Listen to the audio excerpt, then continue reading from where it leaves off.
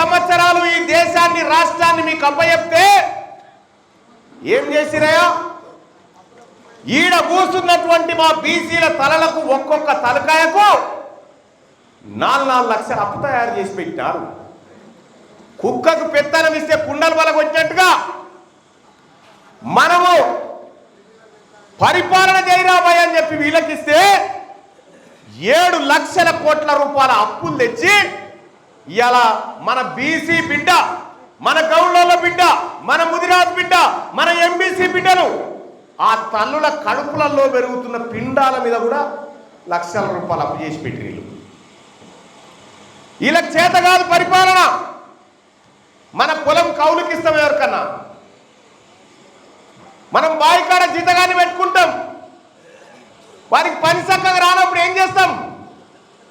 ఇక నువ్వు దారిపోరాబాయి నువ్వు ఏమొద్దుపోవు అని చెప్పి ఇంకో జీతగాన్ని పెట్టుకుంటావు. అవునా?